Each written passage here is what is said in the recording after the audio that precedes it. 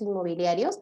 En esta oportunidad nos acompaña la doctora Ani Collazos, quien es asociada senior del estudio Filippi Petrocarrizosa Ferrero Du y Uría. Es miembro de los equipos de Derecho Corporativo y Financiero. Abogada por la Universidad Nacional Mayor de San Marcos, con especialización en productos y operaciones financieras por la Universidad Complutense de Madrid. Su ejercicio profesional se centra en asesorar a empresas en la adquisición de diversos activos y participaciones accionarias, desde su estructuración a través de organizaciones societarias y acuerdos privados de inversión hasta su financiamiento. Le damos una cordial bienvenida a la doctora Ani Collazos, que ya se encuentra en la plataforma Zoom. Una vez más, ella disertará el tema titulado Financiamiento de Proyectos Inmobiliarios. Su tiempo, por favor, doctora. Muchas gracias, Nuxia. Buenas noches con todos. Y muchas gracias a ICJ por la invitación. En verdad me parece un tema muy interesante el que podemos tratar esta noche. Como lo comentó Nuxia, de lo que vamos a conversar el día de hoy sobre financiamiento de proyectos inmobiliarios.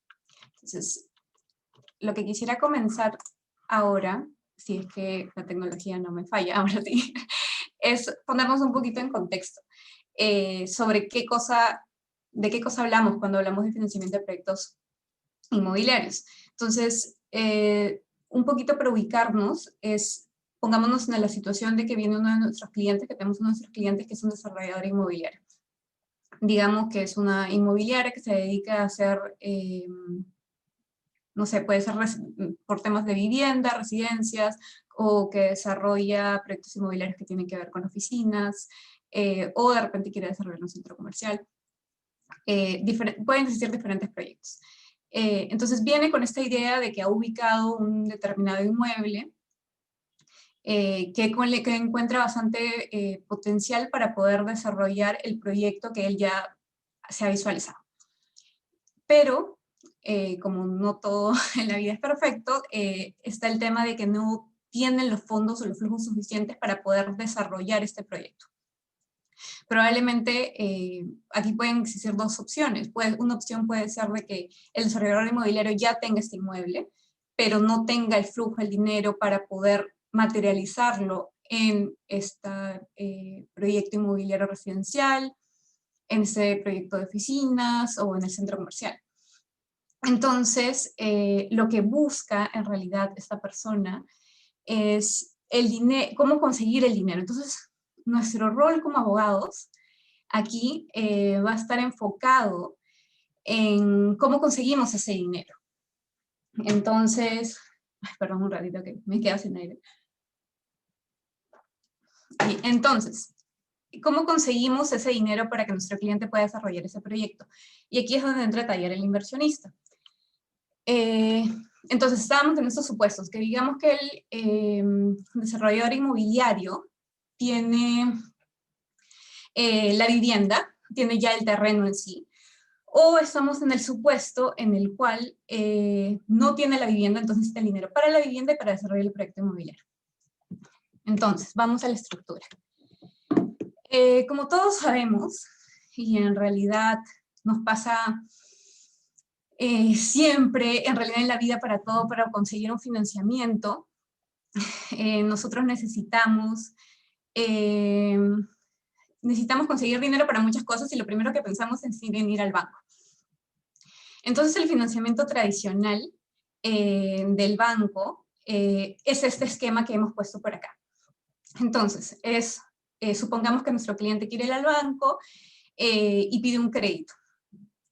Entonces, ¿qué es lo que va a pasar? Eso es un crédito diferente al crédito hipotecario que, no sé, cualquiera de nosotros puede ir a pedir. Acá el banco va a pedir más cosas, va a estar enfocado en pedir más cosas. Principalmente va a estar enfocado en saber qué es el proyecto que va a desarrollar y en las garantías que va a obtener para este proyecto. Entonces, tenemos el primer punto, que el desarrollador inmobiliario le tiene que contar al banco cuál es el proyecto que quiere dar. Y para esto, normalmente ustedes ya lo habrán visto en algunos otros casos, se crean empresas o independientes por cada proyecto inmobiliario que se quiere desarrollar. Esto es principalmente por un tema de orden, de organizar las obligaciones que cada una de estas empresas va a tener con relación a cada proyecto inmobiliario. Entonces, se crean probablemente, usualmente, una sociedad de propósito especial para que adquiera ese inmueble, con los flujos que le va a proporcionar el banco. Y obviamente el banco tiene que garantizar, o tiene que garantizarse ese crédito que va a otorgar. Entonces, entre esas garantías, las que tenemos son la hipoteca y los fideicomisos. Entonces, la hipoteca, como todos ya sabemos, va a ser esta carga gravamen que se va a afectar en el inmueble a favor del banco. Pero la figura que algunas personas todavía no conocen, pero que ya está muy utilizado por todas las inmobiliarias, son los fideicomisos. Y son dos fideicomisos los que usualmente se involucran en este tipo de operaciones. El primero de ellos es el fideicomiso de activos, que va a estar enfocado en que el inmueble salga del patrimonio del desarrollador inmobiliario o de la empresa con propósito especial que se constituya para ese efecto, y entre este fideicomiso de activos, para protegerlo de alguna forma de cualquier acreedor que pudiera tener esta sociedad de propósito especial o el desarrollador inmobiliario. Y el otro fideicomiso es el fideicomiso de flujos. ¿Por qué? Porque de esta forma el banco se cuida de que todos los flujos que ingresen, que le corresponda recibir al desarrollador inmobiliario o a la sociedad de propósito especial, se vayan a un patrimonio protegido, que va a estar administrado por esta empresa fiduciaria, y donde se van a recibir todos los flujos de forma tal que el banco tenga alguna forma mucho más garantizada de poder cobrar su crédito futuro. Entonces son estos dos fideicomisos que manejamos, y lo importante de esta figura del financiamiento tradicional es que el banco, si bien quiere saber qué proyecto va a desarrollar, qué proyecto se va a desarrollar, la viabilidad y todo eso, las garantías o la ganancia del banco no va a estar enfocada en las ganancias que puedan tenerse del proyecto, sino es como que el banco te da un crédito y lo único que le importa al banco es que tú le pagues ese crédito, obviamente con los respectivos intereses, y busca garantizar eso de todas las formas posibles. Pero no va a tocar de alguna forma, por así decirlo, los ingresos que puedas tener. Una vez que tú le pagues al banco el crédito y los intereses, tú te vas, o el desarrollador inmobiliario se va a terminar quedando con todas las utilidades que ese proyecto le haya podido generar. Entonces es una diferencia que es importante tenerla en cuenta, sobre todo con las otras estructuras que vamos a ver a continuación.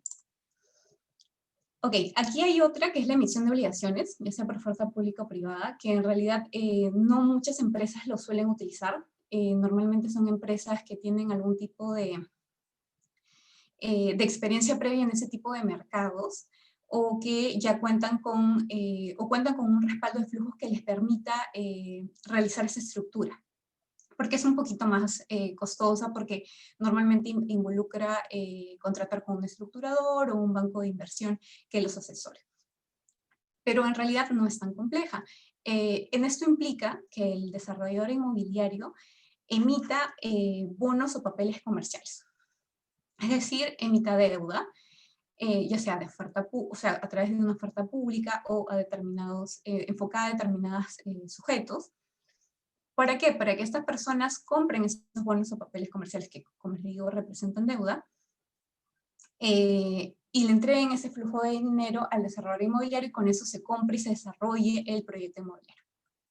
Entonces, en este caso, un poco similar a lo del banco, los inversionistas, si bien les interesa que vaya bien el proyecto, para que el desarrollador inmobiliario pueda cumplir con las obligaciones de pago que representan los bonos y papeles comerciales, así como los intereses, no es que vaya a entrar a tocar o a tener una participación o un porcentaje de las utilidades que el desarrollador inmobiliario pueda tener, sino que le interesa nada más para saber que su proyecto está garantizado. Entonces, esta es la figura de la emisión de obligaciones. Como les comentaba, puede ser por oferta pública, puede ser por oferta privada, y obviamente entre uno y otro hay mayores reglamentaciones. Si es una oferta pública, pues sí va a tener que seguir con unas normas de la SMB. Si es privada ya no tanto. Entonces es una opción importante de explorar, que creo que poco a poco va a ser más utilizada potencialmente por otros desarrolladores inmobiliarios a futuro. Esa finalmente llegamos a la tercera estructura, que es la con la que me voy a demorar un poquito más, porque hay muchas variantes, y es un financiamiento directo con el inversionista, que muchas veces involucra un poquito del M&A, porque es aquí el estructurar, el hacer un diseño interesante que funcione tanto para el inversionista como para el desarrollador inmobiliario. ¿Por qué? Porque aquí es una relación más larga que de lo que puede ocurrir de repente con un crédito, con un banco o con un crédito con determinados inversionistas a través de la emisión de obligaciones. Y es una relación que, a pesar de que sea un poquito más larga, implica una mayor relación, una mayor cercanía, una mayor vinculación o acompañamiento, y por tanto es importante tener un diseño que permita equilibrar y balancear los intereses de ambas partes. Entonces, vamos a verlo paso por paso para no confundirnos. Bueno, tenemos el inversionista, y el inversionista, obviamente, el desarrollador inmobiliario quiere recibir determinada cantidad de dinero del inversionista.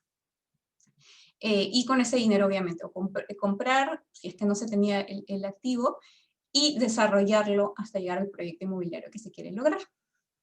Entonces, aquí el inversionista puede comenzar dando un crédito, pero la idea es que no se quede solamente en ese crédito, porque si no sería algo muy similar a los casos anteriores, sino que él se involucre de alguna forma en el negocio.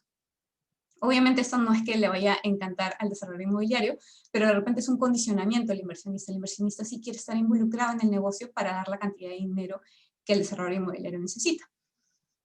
Entonces, tenemos la figura de que puede ser por un crédito, pero obviamente como necesitamos que se involucre, el paso siguiente de ese crédito sería que se capitalice. Es decir, que se convierta en, que forme parte de la estructura accionarial de la compañía, que puede ser la compañía que va a resultar siendo propietaria del inmueble, o del desarrollador inmobiliario en caso de él le haya adquirido directamente el inmueble. O sea, siempre tiene que ser, lo usual es que esta capitalización de crédito sea dentro de la compañía que llega a ser finalmente titular del inmueble. ¿Ok? Luego tenemos la figura de flujos y aportes. En flujos y aportes también hay variantes. El inversionista puede entrar a través de la compra de acciones, ¿no? Dependiendo de quiénes son los accionistas de la empresa que va a adquirir el inmueble finalmente, pues le compra un paquete de acciones a este accionista, de forma tal que tenga cierto margen de control en la compañía. La otra es que participe en un aumento de capital. Se lleva a cabo la junta y participa este inversionista y incrementa el capital social en la compañía,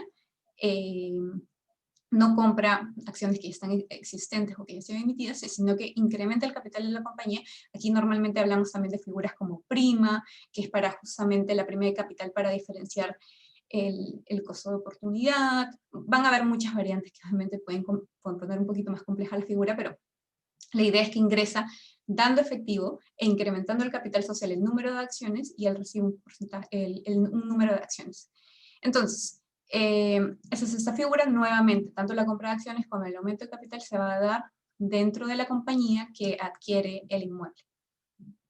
Y luego tenemos otra figura que es el contrato asociativo, que es también utilizado, y aquí no se crea ninguna nueva sociedad, ni se va a controlar o adquirir un paquete accionario dentro de esa compañía, sino lo que se hace es celebrar un contrato que puede ser entre una persona natural, entre una persona natural y una persona jurídica, o entre dos personas jurídicas, y en la cual se ponen determinadas reglas para el desarrollo de un negocio común.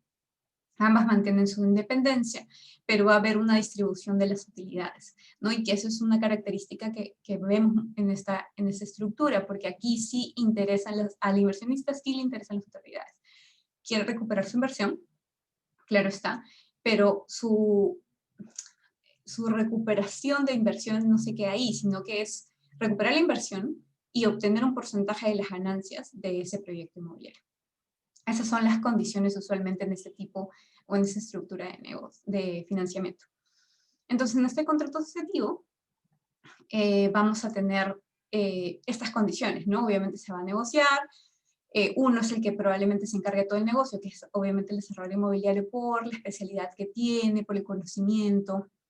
Y el otro va a dar el aporte, pero obviamente va a estar interesado en participar en las utilidades de ese proyecto. Ok, documentos del financiamiento directo. Aquí vamos a esbozar un poquito el detalle de los contratos que se involucran o que forman parte de la estructura última que vimos, ¿no? En esta estructura en la cual el inversionista sí le interesa estar metido en el negocio, en donde va a dar un aporte, pero también espera recibir un porcentaje de las utilidades que da el proyecto. Y las metas que hay en esta estructura de financiamiento es alinear los intereses, tanto del desarrollador inmobiliario como del inversionista, para que puedan tener una coexistencia pacífica, tranquila, y en la cual ninguno de los otros se vaya bloqueando ni perjudiquen el desarrollo del proyecto, porque obviamente es importante contar con los conocimientos que tiene el desarrollo inmobiliario para visualizar este proyecto y ejecutarlo, pero obviamente también es importante los flujos, entonces tienen que asignarse ciertas reglas de juego para esa convivencia. Entonces, el primer documento que vamos a ver es el MOU, el Memorando de Entendimiento, y en este caso, que refleja un poquito lo de la primera etapa es el ponerse de acuerdo en los términos comerciales de la operación. Y acá es importante acotar algunos puntos que es importante tenerlos mapeados. Entonces, lo primero que tenemos que ver es, el desarrollador inmobiliario puede ver un inmueble, digamos que pasa un día en un distrito con el auto y ve un inmueble y dice, oye, esta esquina es increíble, la están vendiendo y en esta esquina yo podría construir, no sé, un hotel, digamos. Pero obviamente nosotros sabemos que no solamente por el querer hacer algo, pues es que se pueda materializar en eso. Es importante tener en cuenta si las condiciones del inmueble, los parámetros urbanísticos y otros aspectos hagan viable ese proyecto. Entonces, número uno, nosotros tenemos que saber si ese activo que se quiere adquirir va a ser viable o no va a ser viable, si está en venta, no está en venta, si las personas que lo quieren vender efectivamente son los propietarios o no. Hay una serie de supuestos que nosotros tenemos que validar previamente para poder ejecutar este proyecto, y obviamente son puntos que le interesa saber y manejar tanto el desarrollo inmobiliario como el inversionista. Si el inversionista ve que ese panorama no está muy claro y que es muy riesgoso de repente, no le va a convenir hacer la inversión. Entonces, la idea es que, obviamente, el desarrollador inmobiliario con el inversionista se sienten a conversar y pongan en un acuerdo de qué es lo que se quiere ejecutar, cuáles son los plazos, cuál sería el monto que se tiene que recibir, más o menos un bosquejo general del negocio. Pero obviamente ese bosquejo general del negocio va a estar condicionado a que los supuestos que hemos comentado hace un ratito, como el tema de la viabilidad del proyecto, que efectivamente la propiedad esté en venta, que se cuente o se ubique a las personas que son los titulares de ese activo, de ese inmueble, de ese terreno, todo esté ok, ¿no? Que haya pasado lo que nosotros normalmente conocemos como el due diligence, ¿no? Y que efectivamente va a variar si es que el titular de ese inmueble es una persona natural o es una persona jurídica. Entonces, son aspectos y puntos que se van a tener que validar de forma previa a llevar a cabo el proyecto. Pero justamente como no quiero perder la posibilidad de llegar a un negocio con este inversionista, lo que se suele firmar es este documento, el MOU, en el cual hacemos el bosquejo de cuál sería el negocio, de cuáles serían los principales términos u obligaciones o compromisos de cada una de las partes, y supeditamos esto a que después de un due diligence y de la evaluación previa de la viabilidad del proyecto, firmemos algo definitivo, ¿no? O sea, solo en el supuesto que ocurran determinadas condiciones, vamos a firmar los documentos definitivos, ¿no? Que va a estar nuevamente esos supuestos o condicionamientos van a estar ligados al due diligence y a la viabilidad del proyecto que se quiere desarrollar en ese inmueble.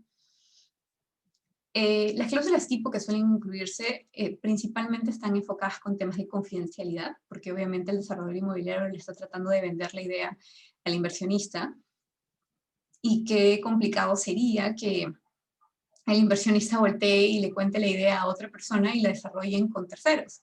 Entonces, una de las cláusulas principales va a ser el tema de la confidencialidad, ¿no?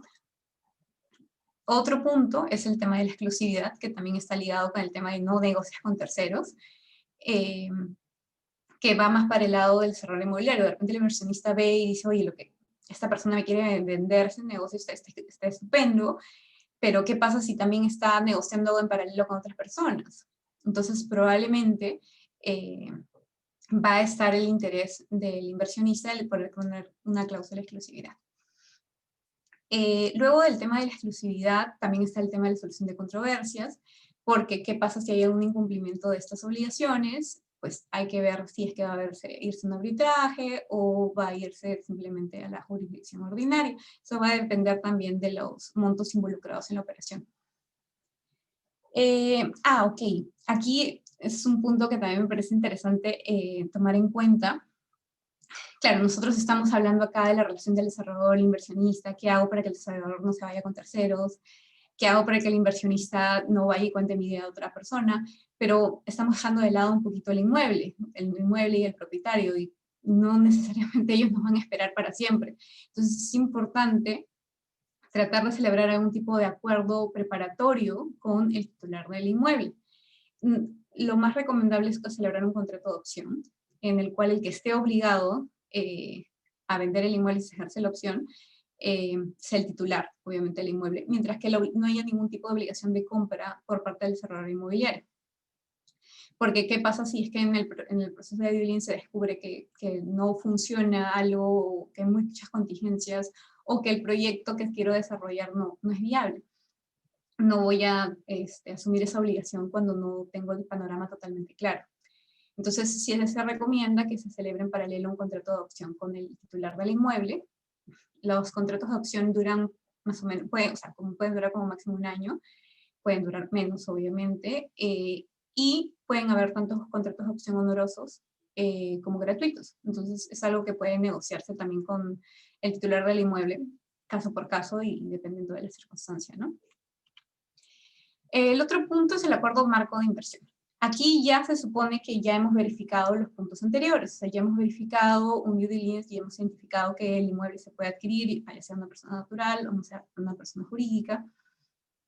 Ya hemos analizado la estructura de cómo se va a comprar el inmueble, ya hemos verificado que efectivamente se puede desarrollar el proyecto, todo. Entonces, aquí ya el acuerdo marco de inversión es el primer documento totalmente vinculante, por así decirlo, en donde ya está totalmente explicado y detallado cuáles van a ser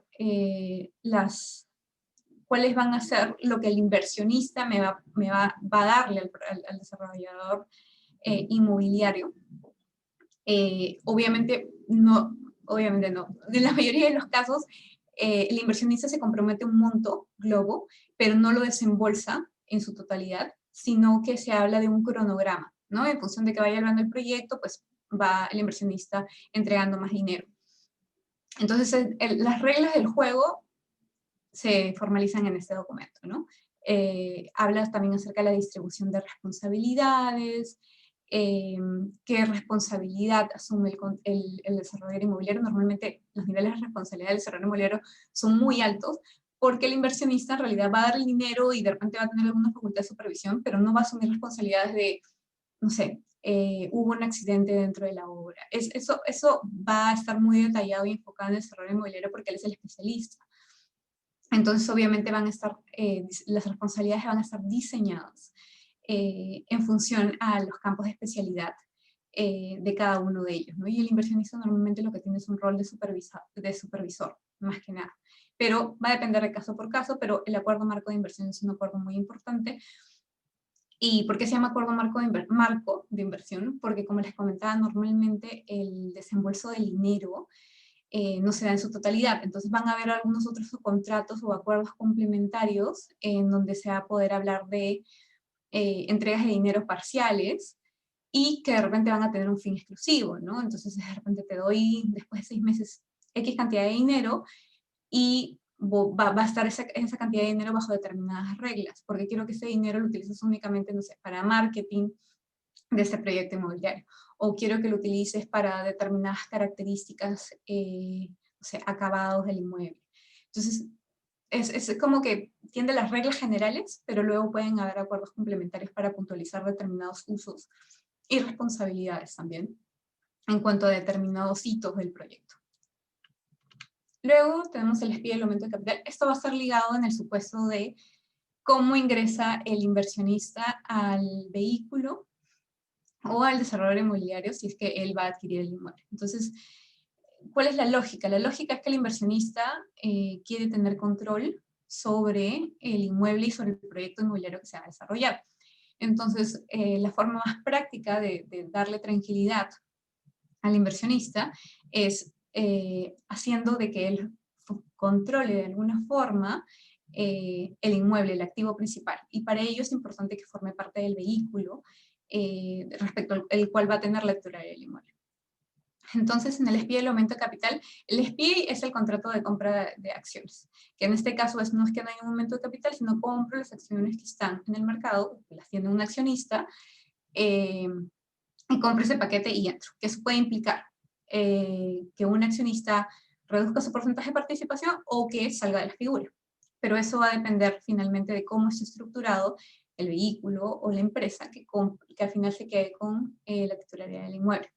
Y el aumento de capital es, ok, nadie sale, los accionistas siguen teniendo las acciones que tienen, el aumento de capital obviamente va a implicar una variación en los porcentajes, pero con este incremento de capital, y justamente la prima de capital es lo que ayuda ahí, de que yo, por ejemplo, el inversionista termine desembolsando, digamos, 100.000 soles para el aumento de capital, pero que esos 100.000 no impliquen 100.000 acciones de un sol, sino que impliquen, no sé, 60.000, 80.000, y que la diferencia entre prima, que es, lo podemos conversar en otra sesión, pero esa prima va a implicar, va a entrar como una cuenta que va a ser de uso común, por así decirlo, de todos los otros accionistas, en caso consideren conveniente distribuirlo, pero va a permitir de alguna forma que no se licúen tanto, que no reduzcan tanto los porcentajes de participación de los otros accionistas.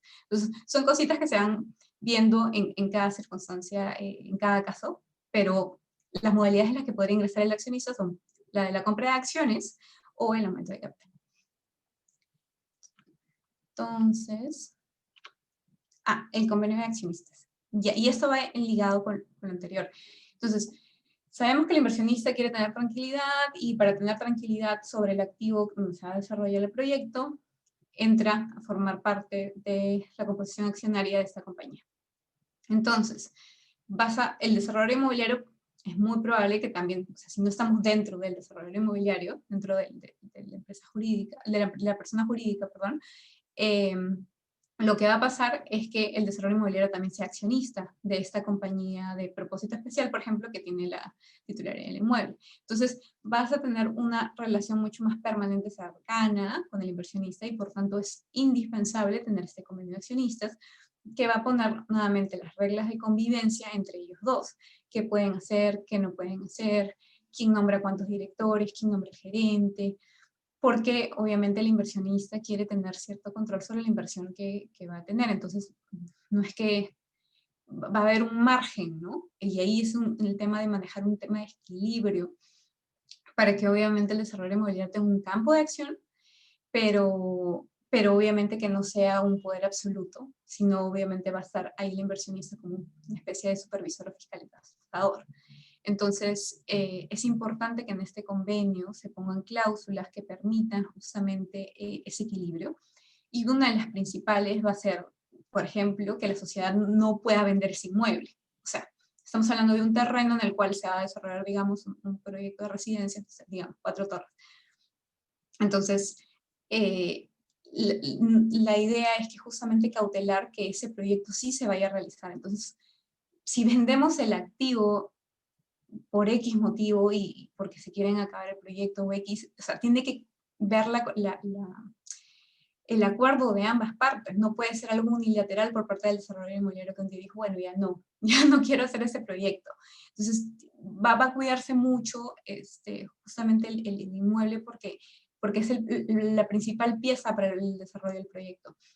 Entonces van a haber ciertos bloqueos o ciertas cláusulas que van a permitir resguardar los activos principales para el desarrollo del proyecto. Y también obviamente va a estar enfocado en cómo se van a distribuir los dividendos. De repente el inversionista quiere recibir antes eh, que el desarrollo inmobiliario o recuperar su inversión, entonces se van a tener que crear clases de acciones. O sea, hay un diseño ahí bien interesante de cómo poder equilibrar esos intereses en función de las preocupaciones que cada uno de ellos tenga, ¿no? Obviamente tratando de llegar a un punto medio porque, o sea, obviamente por el lado del inversionista va a querer tener todos los resguardos posibles y va a terminar el desarrollador quedándose como que con muy poco control, y por el otro lado el desarrollo inmobiliario va a querer tener cero control por el lado del inversionista, pero esos serían extremos. La idea es buscar y llegar a un punto medio, y justamente el diseño de estas cláusulas es muy importante para eso, ¿no? Para poder mantener esta convivencia de tanto inversionista con desarrollador inmobiliario. La adquisición del inmueble. Bueno, la adquisición del inmueble, la idea es que después ya se pusieron todos de acuerdo, ya sabes cómo va a ingresar el dinero, ya sabes cómo va, cuál es la estructura que se va a seguir para el tema de las inversiones y todo. Ya llega la materialización de todo esto, que es comprar el inmueble. Y obviamente aquí, en función de caso por caso, va a verse cuál es la forma más eficiente de hacer esto, ¿no? Si le va a preocupar o no al inversionista que el desarrollador inmobiliario lo compre directamente, o si se va a crear una sociedad de propósito especial que la compre, y en donde justamente en esta empresa entre tanto el inversionista como el desarrollador inmobiliario a formar parte de la composición accionaria, ¿no? Aparte de eso también está el tema de, nuevamente, que hay una gran diferencia entre si le compras un inmueble a una persona natural o si le compras el inmueble a una persona jurídica. Si le vas a comprar directamente a la persona jurídica, o te es más fácil porque digamos que de repente la empresa no tiene, la empresa, el titular del inmueble, no tiene mayores activos, no tiene mayores, no tiene otras líneas de negocio, solamente tiene este activo, y si lo vende ya prácticamente se acaba la empresa. Entonces de repente podría, dependiendo de cada caso, ser más eficiente que se compre el control de la compañía en lugar de hacer una compra directa del inmueble. Pero nuevamente, eso implica un due diligence especializado por cada caso. Es diferente hacer un due diligence de un inmueble cuyo titular es una persona natural, a que su propietario sea la persona jurídica, y también es diferente si solamente le vas a comprar el inmueble o en realidad vas a terminar comprando la empresa. Entonces son detalles importantes a tener en cuenta, porque obviamente cada uno de ellos tiene determinadas implicancias que tienen que regularse, y ciertos riesgos que también tienen que asignarse o reducirse en la medida de lo posible. Bueno, eso es. No sé si me he pasado o he corrido mucho, pero en líneas generales eso es lo que les quería comentar. De todas formas, igual si tienen alguna pregunta o algo que de repente ha pasado muy rápido, igual, Nuxia, me avisas por favor, y lo conversamos con todo gusto. Muchas gracias. Sí, doctora. Contamos con dos consultas, en las cuales son: ¿en qué consiste la rama del derecho inmobiliario? ¿Y es lo mismo que derechos reales o construcción? Wow, qué buena pregunta. Qué buena pregunta, sobre todo porque yo, debo confesar, tengo una crisis existencial normalmente como de cómo identificarme, porque no es que quiera contarle mi vida, no se asusten, por favor, pero el tema es que yo he pasado por muchas áreas: corporativo, derecho inmobiliario, derecho financiero, y en verdad ha sido muy genial el poder integrar de todo un poco, ¿no? Entonces, la percepción que tienen los abogados de derecho inmobiliario normalmente involucra derechos reales, porque estamos hablando finalmente de inmuebles y todo. Pero a ver, como para aterrizar un poquito la pregunta, lo que pasa es que en realidad nosotros los abogados somos los que siempre terminamos poniéndoles nombres a las especializaciones o a las especialidades de cada persona. Pero en realidad lo que ahora me parece a mí personalmente es que el derecho inmobiliario se centra más en temas que involucren inversiones privadas, ¿no? El desarrollo de estos proyectos inmobiliarios y otros. Y el derecho de la construcción me parece que es un poquito más amplio, porque también puede abarcar temas que involucren inmuebles públicos, y que eso también ya implicaría también derecho público de repente, pero creo yo que ahora esta tendencia de derecho en la construcción se está especializando también a su vez en esos contratos que tienen que ver con obras y en las particularidades de esos contratos y estas cláusulas que se ha vuelto algo mucho más técnico. Entonces, de repente puede haber abogados de derecho inmobiliario que manejen tanto los contratos inmobiliarios clásicos, por así decirlos, como los contratos de construcción y los contratos de obra.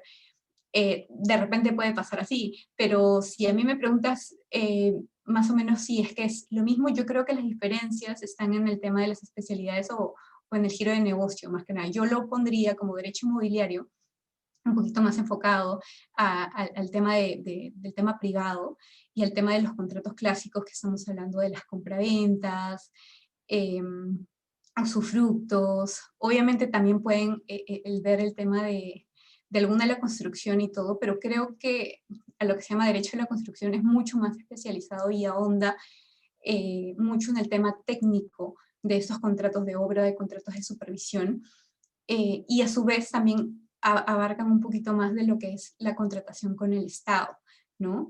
Que ya también vendría a ser el tema de infraestructura y todo. Entonces, lo que quisiera tratar de decir es que hay muchas especialidades, y en realidad creo que todo toma un poquito de todo, ¿no? Porque finalmente en los proyectos inmobiliarios también vas a necesitar un poquito de financiamiento, vas a necesitar un poquito de corporativo. Entonces al final es como que si todo se fuera integrando, ¿no? Entonces no sé si con eso pude responder la pregunta. No sé si hay otra. Sí, sí, doctora, tenemos otra pregunta, la cual es, ¿qué son promotores inmobiliarios de inversión en el Perú? Wow, esa es una pregunta interesante. La verdad que no sabía que hubiera una definición específica como promotores inmobiliarios, tal cual, perdón, y fue promotores inmobiliarios de inversión, ¿no? ¿Eso Sí, fue o inversión. promotores de inversión? La verdad que yo personalmente no lo tengo muy claro, no sé si es que hay una definición como preestablecida, pero en realidad el término promotores generalmente se va por el tema muchas veces está ligado con el tema de las inmobiliarias. O sea, hay que diferenciar varias cosas o varios conceptos, de repente eso nos puede ayudar un poquito a aterrizar el tema. Por ejemplo, tenemos las empresas que son las empresas que se autodenominan inmobiliarias, que son estas empresas que compran un inmueble para desarrollar un proyecto que puede ser una residencial, un centro comercial o un hotel, digamos. Entonces, estas empresas inmobiliarias eh, van a promover la compra y venta de las unidades inmobiliarias que terminen desarrollando en ese proyecto. Y va a haber otra empresa que es la que se va a encargar de la construcción. Entonces, normalmente las empresas inmobiliarias no son las que construyen, sino terminan contratando a terceros para que hagan el tema del tema de la construcción del proyecto que vayan a desarrollar, es un hotel o X cosa.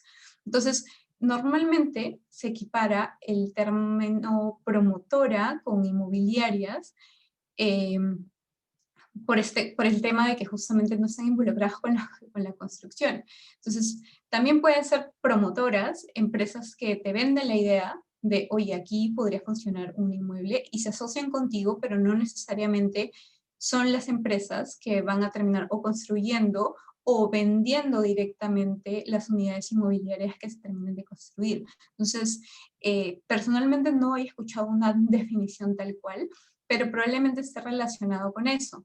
Y de repente también puede existir de que haya un rubro, hay empresas que se dedican justamente a estructurar financiamientos. Entonces de repente también puede ser que hay una entidad que se especialice justamente en estructurar financiamientos de proyectos de inversión y que de repente estén utilizando ese término, ¿no? Personalmente no lo sé, no sé si existe ya algo como predefinido en el mercado, pero me da la impresión que de repente podría estar involucrado por ahí, ¿no? Perfecto, doctora. Acá tenemos otra pregunta. Nos dicen, entonces los promotores serían los que ofrecen o venden.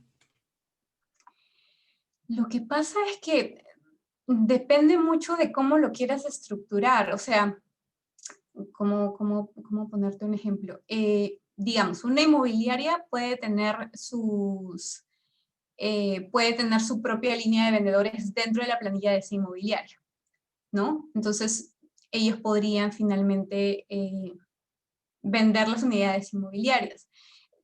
O sea, lo que pasa es que los promotores también podrían ser, a ver, es que no sé cómo lo quieran poner, en verdad, yo siento que los nombres los utilizan un poquito de forma indistinta, pero, o sea, yo la verdad no sabría si solamente a los promotores se les podría llamar a aquellos a los que ofrecen y no venden. Yo creo que la misma inmobiliaria podría ofrecer y vender sus unidades inmobiliarias, pero sí también podría existir un tercero que esté vendiendo ofreciendo, mejor dicho, ahí sí sería si un tercero es un tercero el que estaría ofreciendo, que pueden ser estas empresas que se dediquen solamente a ofrecer inmuebles que vienen siendo vendidos por otras inmobiliarias.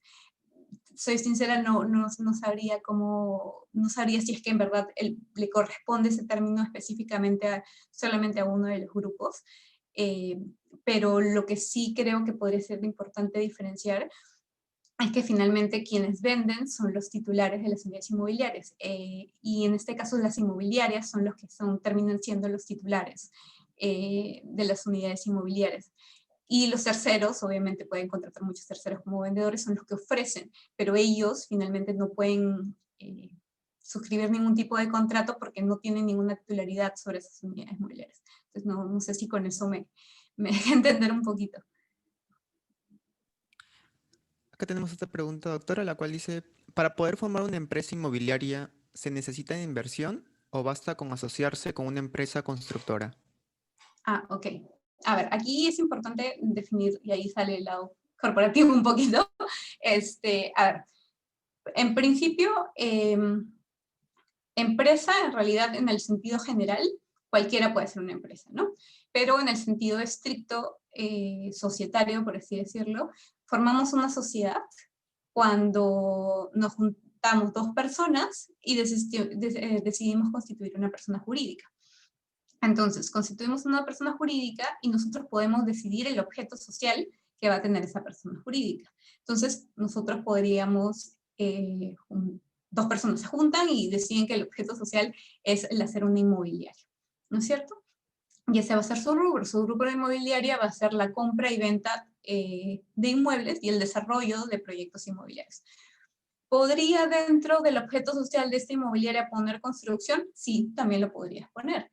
Pero lo que ocurre en la práctica es que por temas de costos, por tema de organización, lo que suele hacer es que la empresa inmobiliaria, a pesar que su objeto social también puede incluir la construcción de determinadas obras, de determinados proyectos inmobiliarios, lo que suele hacer es subcontratar esos servicios a una empresa constructora que sería una sociedad que en su objeto social tenga el alcance de brindar servicios de construcción, no sé, construcción en general, edificios, entre otros. Entonces, el punto es, a lo que quiero llegar es, tú puedes en tu objeto social tener múltiples alcances. En la práctica lo que se suele dar es que la empresa inmobiliaria solamente se encargue de comprar el terreno donde se va a desarrollar, y luego cuando se construyen, digamos en el caso de las residenciales, se construyen los departamentos, los estacionamientos, lo que va a ocurrir es que esta inmobiliaria va a vender, o sea, va a ser titular de sus unidades inmobiliarias que se han construido y va a venderlas.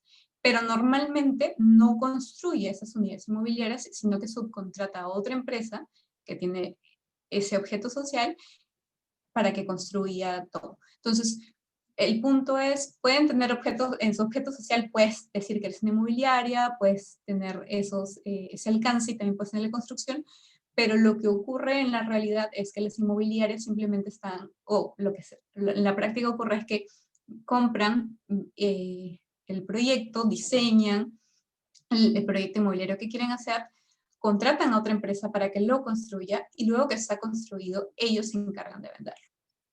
Entonces, esa es más o menos la idea. Pero tú puedes formar una compañía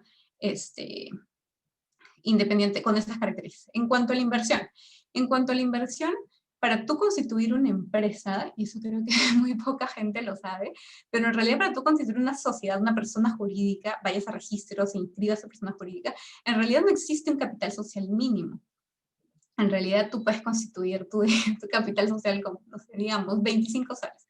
Entonces, obviamente ese puede ser tu capital social. Y luego obviamente puedes aumentarlo y todo, pero no es que haya un requisito mínimo para registros públicos de un capital social muy grande. El capital social muy grande va a ser interesante para otras personas, no para registros públicos. Va a ser interesante para saber el banco si tienes un patrimonio, un capital social y un patrimonio interesante o no, en el cual pueda respaldar futuras obligaciones, o para algún otro potencial inversionista.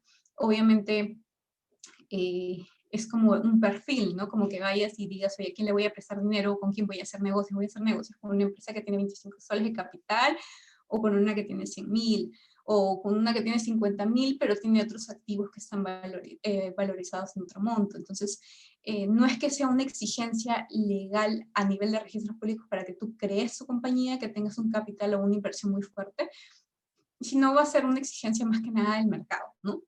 Entonces tú puedes constituir tu empresa con un capital mínimo y luego poder ir aumentándolo algo, pero no es que la exigencia, por así decirlo, de una fuerte inversión va a estar en el momento de cuando tú te quieras financiar para poder iniciar tu proyecto, ¿no? Y obviamente muestres que tienes el respaldo suficiente para poder en el futuro pagar tus obligaciones. Entonces no sé si con eso más o menos me dejé entender. Perfecto, doctora. Ya no contamos con más consultas, por lo que procederíamos a hacer un pequeño resumen y una pequeña despedida para poder culminar la conferencia. Claro, claro. Nada, bueno, por mi parte, muchas gracias de verdad por la invitación. Es un tema que a mí me parece muy interesante y que espero que a ustedes también les haya gustado. Y nada, nuevamente muchas gracias por la invitación. Yo creo que en verdad el desarrollo de proyectos inmobiliarios tiene todavía mucho, está despertándose a pesar de todas las circunstancias en las que estamos viviendo.